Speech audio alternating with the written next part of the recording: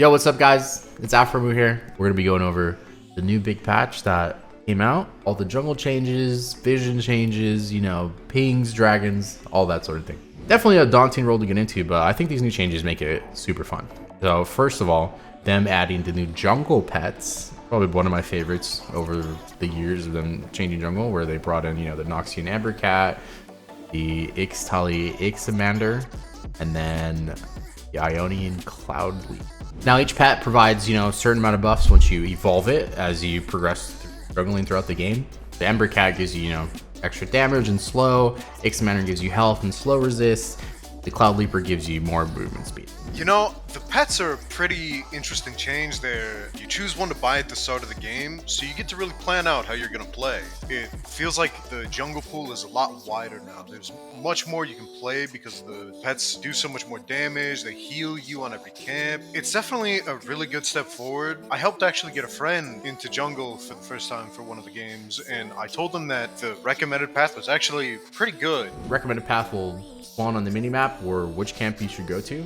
I do think this is very helpful if you're just starting out jungle or you're playing a new jungle champ, you don't really understand the path. I think it's awesome. And I know as well, they also brought out leashing range indicators for the jungle.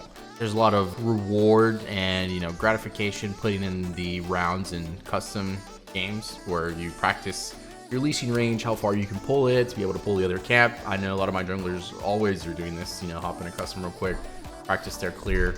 Adding these leashing range indicators for newer players, I think will be, you know, a great help for them to understand this type of mechanic a lot faster. And I think the last thing they added for the jungle was the whole double pulling, you know, camps. It was one of those things where we're looking at the roster and it was like any character that couldn't double camp well wasn't viable in high elo. If you didn't have very specific clear speed requirements and specific double camping optimizations, you weren't functional. It's still gonna be something to work on, right? We're gonna try and make sure the ranges are right, make sure it's not too claustrophobic. Generally, it's just reduce some of those like knowledge check optimizations. If you knew you had to do it, it wasn't that hard, but you had no idea where you had to stand unless you looked up online. Last and final things I do want to go over that I think, you know, were obviously pretty awesome.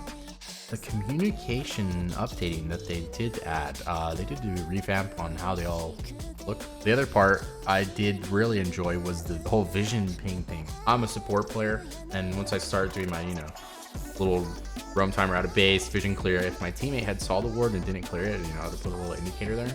Honestly, I feel like I'm cheating, but it's very helpful. Being able to see that indicator definitely helps you make a better decision. Riot went with a great direction with this new dragon where it changes, you know, all the plants on the map, different effects. Vision plant provides more vision, you know, circular around it, shoots out in a bigger cone.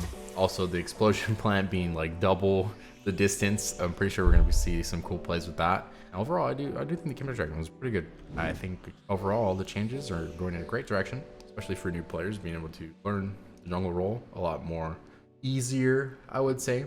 I know it's the least played role in general, but you guys should have a good time. That's it for me. This is Aphromoo. Take care.